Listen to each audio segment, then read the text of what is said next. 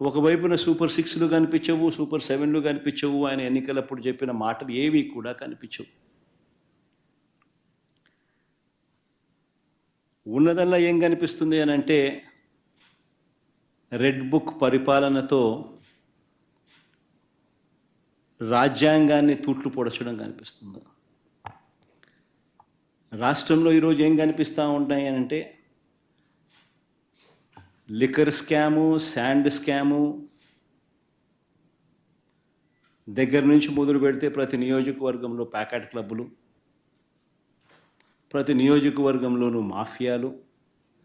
ఏ నియోజకవర్గంలో ఈరోజు ఏ mining activity చేయాలన్నా, ఏ పరిశ్రమ నడపాలన్నా ఈరోజు ఎమ్మెల్యేలకు ఇంత, చంద్రబాబుకి ఇంత అని కలెక్షన్ మెకానిజంతో ఒక మాఫియా సామ్రాజ్యం నడుస్తూ ఉంది. ఈరోజు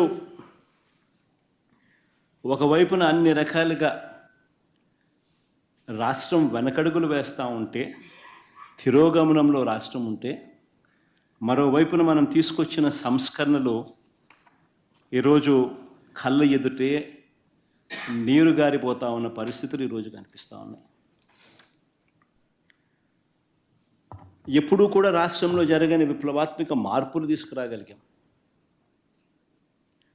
ఇంతకుముందు సాధ్యమేనా ఇలాంటి మార్పులు అని అనిపించే పరిస్థితి నుంచి ఇలాంటి గొప్ప మార్పులు సాధ్యము అని చెప్పి చేసి చూపించగలిగాం. మేము తీసుకొచ్చిన ప్రతి మార్పు కూడా నా 3648 కిలోమీటర్ల పాదయాత్రలో చూసిన కష్టాలను, తెలుసుకున్న విషయాలను, వాటికి సొల్యూషన్స్ ఇచ్చే విధంగా మా ప్రభుత్వంలో ప్రతి అడుగు కూడా మేము సొల్యూషన్స్ ఇచ్చే విధంగానే అడుగులు వేశాం. ఆ సొల్యూషన్స్ ఇచ్చే క్రమంలో ప్రతి రంగంలోనూ ఒక రెవల్యూషన్ తీసుకురాగలిగాం.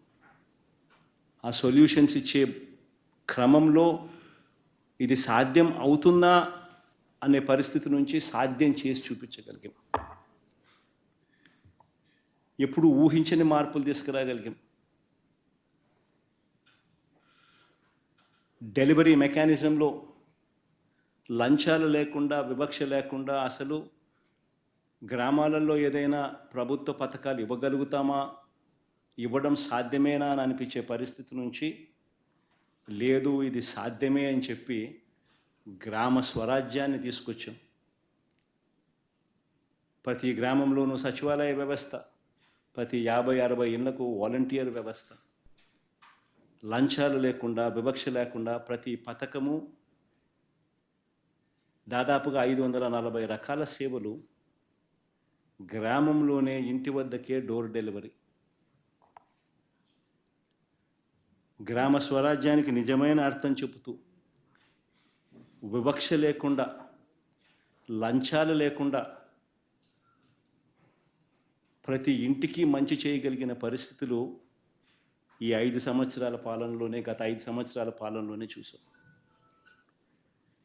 ఎప్పుడు ఊహించలా బడ్జెట్లో ఈ మాదిరిగా పెట్టగలుగుతారు, ఈ మాదిరిగా బడ్జెట్లో ఈ మాదిరిగా క్యాలెండర్ ఇచ్చి మరి ఏ పథకం ఎప్పుడు అమలు చేస్తామో చెప్పి ఇచ్చిన ప్రభుత్వం దేశ చరిత్రలో బహుశా ఏది ఉండిండదో ఒక వైఎస్ఆర్సీపీ ప్రభుత్వంలో మాత్రమే జరిగింది.